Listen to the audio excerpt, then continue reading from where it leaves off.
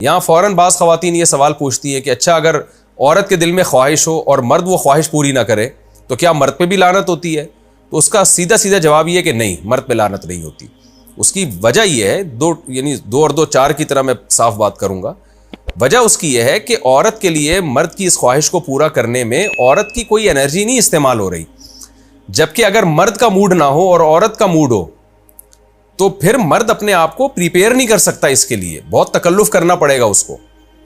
اخلاقی طور پر تو ٹھیک ہے، مرد کو یہی حکم دیا جائے گا کہ زوجہ کی خواہش کو پورا کرے، لیکن اس پر شریعت نے لازم نہیں کیا ہے، کیونکہ ایک چیز مرد کے اختیار میں نہیں ہے تو لازم کیسے ہو سکتی ہے؟ یعنی ایک آدمی کا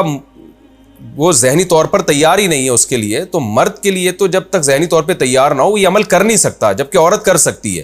تو انرجی جو استعمال ہوتی ہے نا اس میں بہت زیادہ، وہ تو مرد کی انرجی یوز ہوتی ہے،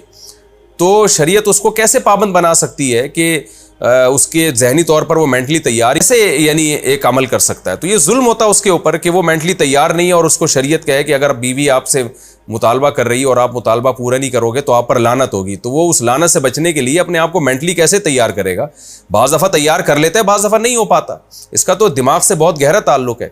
تو اس لیے مرد کے لیے تو شریعت نے حکم یہ کیا ہے کہ 4 مہینے میں کم از کم ایک دفعہ اس پر لازم ہے کہ وہ اپنی زوجہ کی خواہش کو پورا کرے۔ اور ویسے جب زوجہ میں خواہش ہو تو اخلاقی طور پر مرد کی ذمہ داری ہے کہ وہ اپنی زوجہ کی خواہش کو پورا کرے، لیکن شریعت نے اس پہ واجب نہیں قرار دیا کیونکہ یہ اس کے اختیار سے اوپر کی چیز ہو جائے گی۔ باقی عورت کے لیے اختیار ہے اس کو، ہاں بیمار ہے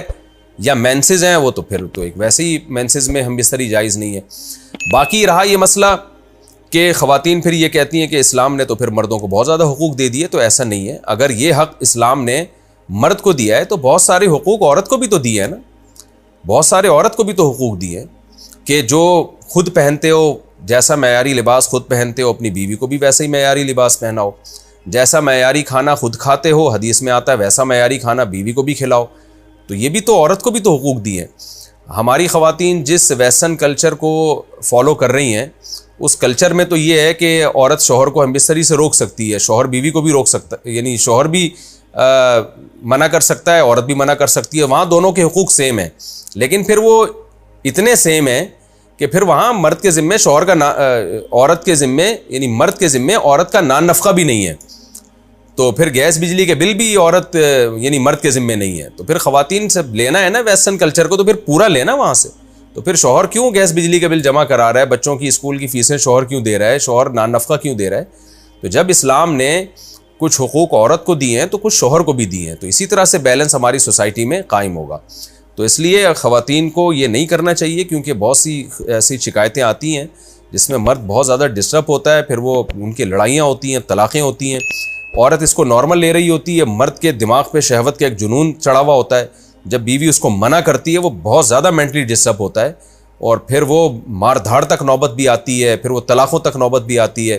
تو یہ بہت غلط چیز ہے۔ ہمارے نبی صلی اللہ علیہ وسلم نے جب عورت کو حکم دیا ہے کہ مرد کی خواہش کو، اپنے شوہر کی خواہش کو پورا کرے، تو اسی میں خیر ہے۔ عورت کو چاہیے اس وقت چاہے دل نہ بھی چاہ رہا ہو اپنے شوہر کی اس خواہش کو پورا کر دیا کریں، اس کے وقتی طور پر تو آپ کو نقصانات نظر آئیں گے لیکن لانگ ٹرم میں اس کے فائدے ہیں، اس سے گھر میں فائدے حاصل ہوں گے۔